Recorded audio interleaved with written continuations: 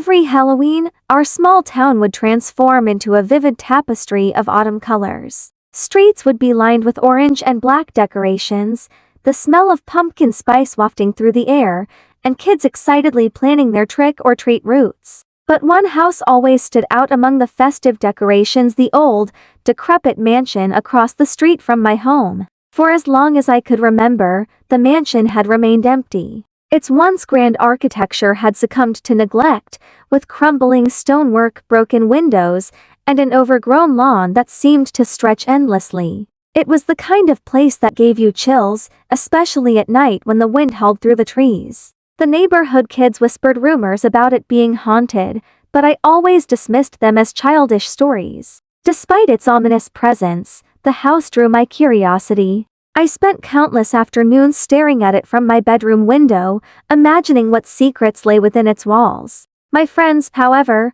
preferred to keep their distance. "Let's stick to the houses that actually give out candy," they would say, shuddering at the thought of venturing too close. That Halloween, everything changed. It was the first time I felt an overwhelming urge to confront my fears. The air was thick with anticipation as my friends and I gathered to plan our trick-or-treating route. Among the laughter and excitement, a dare emerged. I was to approach the haunted house and knock on the door. Just knock once. What's the worst that could happen? My friend Mark challenged, a mischievous grin plastered on his face. His dare sent a shiver down my spine, but I found myself unable to back down. I donned my costume, a tattered ghost outfit, hastily put together, and made my way across the street, my heart pounding in my chest. The closer I got to the mansion, the more I felt a chilling sensation crawl up my spine. I hesitated, glancing back at my friends who stood at the edge of the lawn, whispering among themselves. "Come on, you can do it," they urged, their voices fading as I stepped onto the creaky porch. The wooden planks groaned under my weight, and I felt a surge of adrenaline as I reached for the doorknob.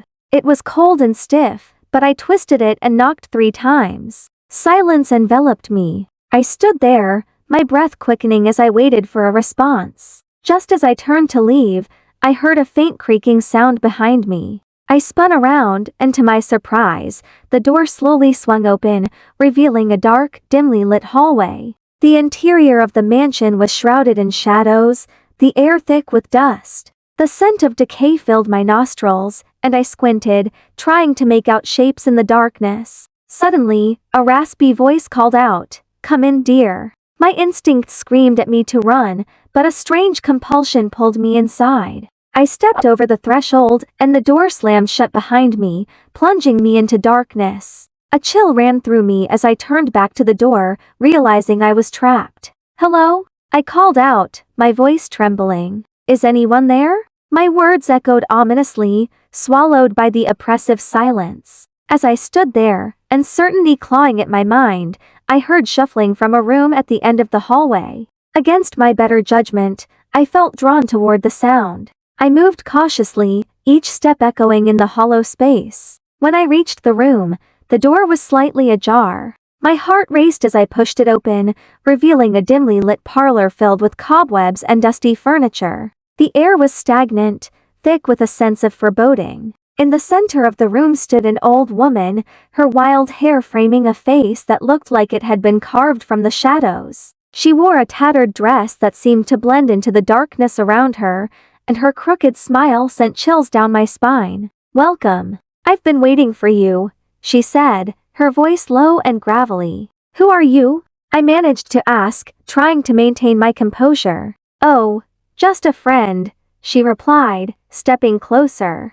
"Would you like a treat?" I glanced around the room, taking in the strange jars filled with odd ingredients, things that looked like bones and other unidentifiable substances. Fear surged through me as I realized what kind of treat she had in mind. I turned to run, but she cackled, her laughter echoing in the cramped space. "Stay," she commanded, and to my horror, I found myself frozen in place, unable to move. "Every Halloween, I wait for someone brave enough to knock on my door," she continued, her eyes glinting with a manic light. "You're the first in many years." Panic clawed at my throat as I tried to scream, but no sound emerged. I was trapped in her gaze, feeling the weight of her presence pressing down on me. "You are just a child," she said, almost pityingly, "but you will make a wonderful addition to my collection." With a sudden jolt, I broke free from her grasp and bolted toward the door. I yanked it open and raced down the hallway,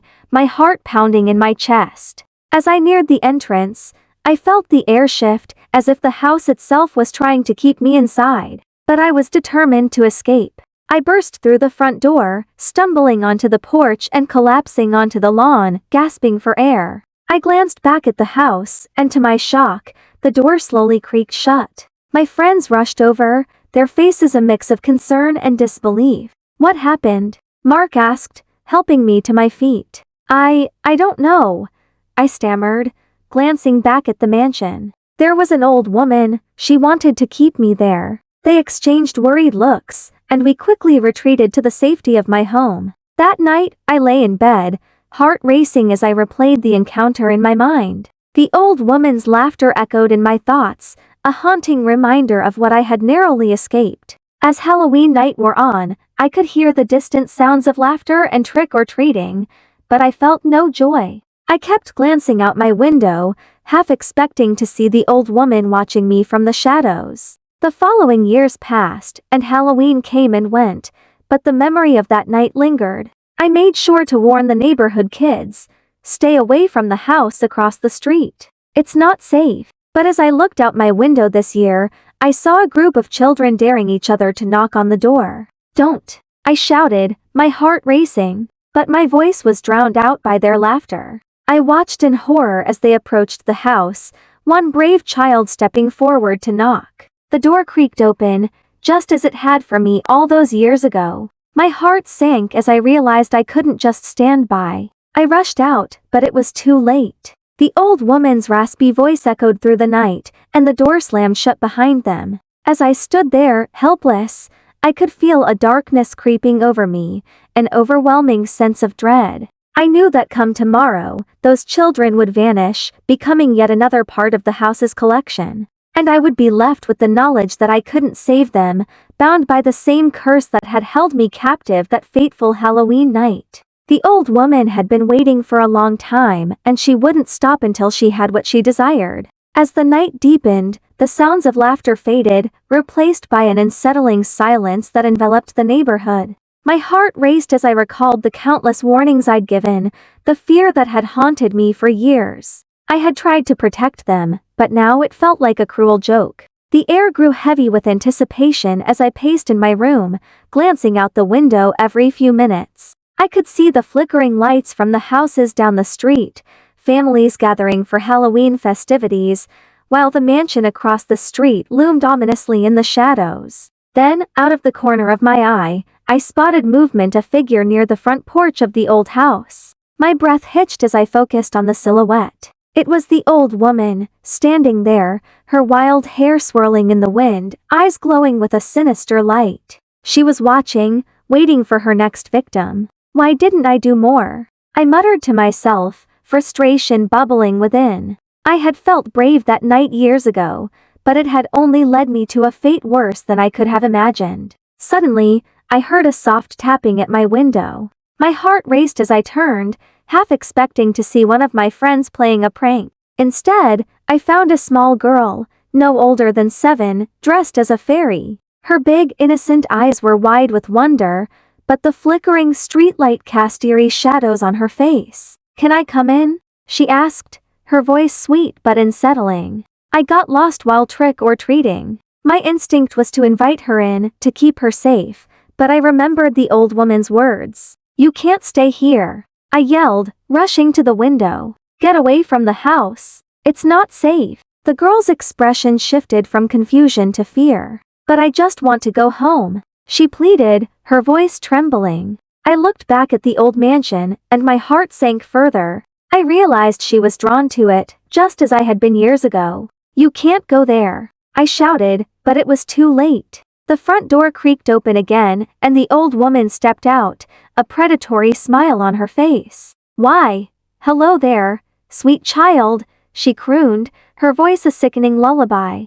"I have treats for you." "No," I screamed, my voice hoarse with desperation. I dashed to the door, throwing it open, but as I stepped outside, the air turned icy, and an unseen force pushed me back. "Stay away from her," I yelled, but my words were swallowed by the night. The little girl turned to me, tears streaming down her cheeks. "Help me, run," I shouted, trying to reach her, but the old woman raised a hand, and the air around us shimmered, forming a barrier. I slammed against it, feeling a crushing weight pin me down. "Such bravery," the old woman said, her voice dripping with malice. "But bravery will not save you. It only draws you closer to my collection." I fought against the force holding me back, my body screaming in protest. I could hear the laughter of children echoing in my mind, memories of simpler times before this nightmare had consumed me. "You can't have her," I roared, channeling every ounce of strength I had left. The old woman turned her gaze toward me, and in that moment, I felt a connection. My fear transformed into rage, and I pushed against the barrier, summoning the memories of every child that had dared to knock on that door before me. "You will not take another." With a burst of energy, I broke through the invisible barrier, propelling myself toward the girl. I grabbed her hand just as the old woman lunged for her, and we tumbled onto the lawn, gasping for breath. "Run!" I yelled, pulling the girl up as we sprinted toward the street. The air shimmered behind us as the old woman's laughter echoed, a chilling reminder of what lurked behind that door. We didn't stop until we reached my house, where I flung the door open and dragged the girl inside. My heart pounded as I locked the door, my mind racing. "Are you okay?" I asked, looking into her frightened eyes. She nodded, though fear still clung to her like a shadow.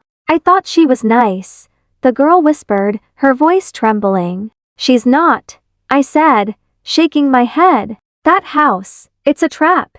We have to warn everyone." I grabbed my phone and dialed 911, my hands shaking as I recounted the events to the operator. "You need to send someone to the old mansion on Maple Street. There are kids out there, and I think she's taking them." As I spoke, I could see the old woman's figure lurking near the porch, her eyes glowing in the dark. "You can't keep them safe," she called out, her voice echoing eerily through the night. "They'll always come to me." The operator assured me help was on the way, but I felt the weight of dread settle heavily in my chest. "We can't wait," I exclaimed, turning to the girl. "We need to get you home. Your parents must be worried sick." Just as I turned to lead her to the door, I felt a sharp chill and the lights flickered ominously. The shadows in the corners of the room twisted, stretching as if alive. I felt a surge of panic wash over me. "What's happening?" Suddenly, the door rattled violently. "Let me in," a voice cried from outside, my friends' voices mingling with the old woman's laughter. "No! Stay away!" I shouted, rushing to the door. "Don't open it." But the girl looked at me with wide eyes, her small hands trembling. "What if they're in trouble? They're not safe," I insisted, moving to block the door. "We have to stay inside until help arrives." But as the rattling grew louder, I could feel the walls closing in, the very essence of the house conspiring against us. The laughter from outside transformed into wails and cries, echoing the despair of the children the old woman had taken. In that moment, I realized we couldn't just hide. If we wanted to stop her, we had to confront the source of the darkness. "We need to go back," I said, my voice firm despite the fear coursing through me. "Back?" the girl asked, her face pale. "But she'll catch us. We have to face her together," I replied,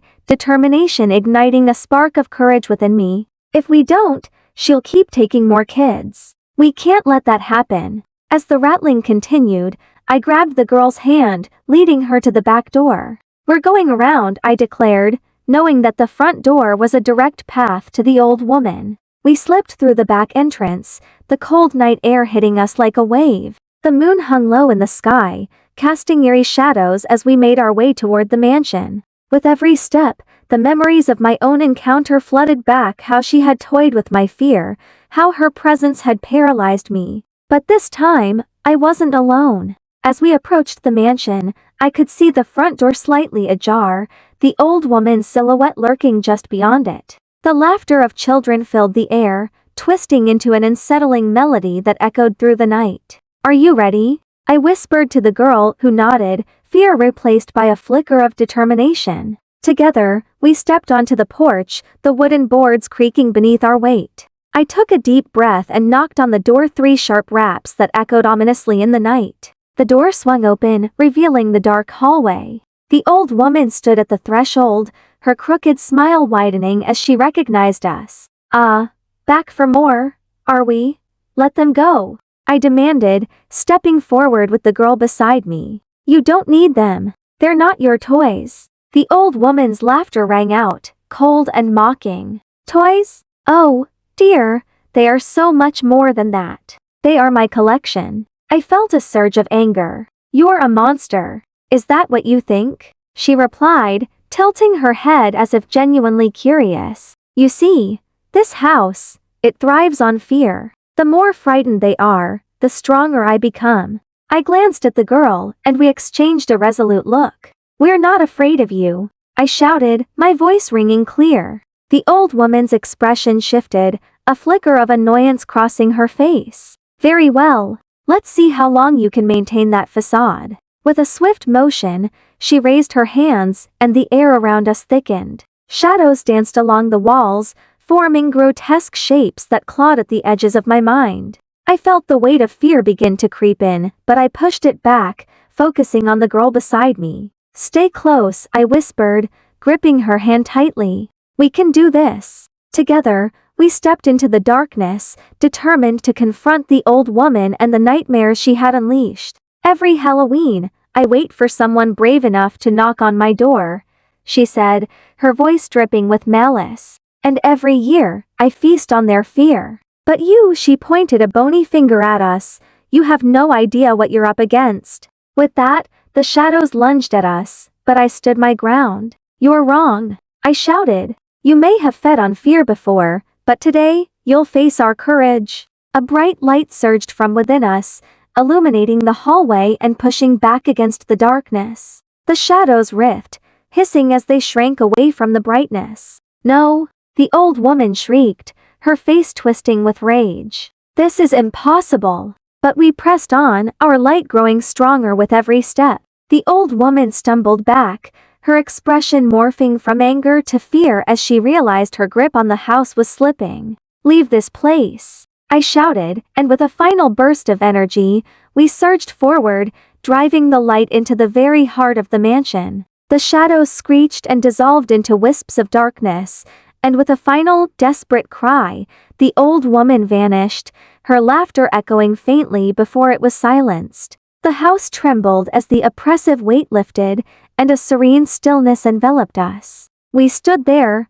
panting and wide-eyed, as sunlight began to filter through the broken windows, illuminating the dust motes swirling in the air. We did it, the girl exclaimed, her voice a mix of disbelief and joy. I smiled, relief flooding through me. We did. As we stepped outside, the once dreadful mansion now stood silent and still, its power diminished. The door hung open, inviting the light of a new day. Looking around, I could see the neighborhood waking up, children running through the streets, their laughter returning to fill the air with joy. The memory of that fateful Halloween night would forever linger, a reminder of the darkness that had once held sway. But together, we had faced it and emerged stronger. Come on, I said, pulling the girl along with me. Let's go home. I think it's time for some real Halloween treats. And as we walked away from the house across the street, I knew that I wouldn't just remember that night as a tale of fear but as a story of courage, friendship, and the unbreakable light that can shine even in the darkest of places.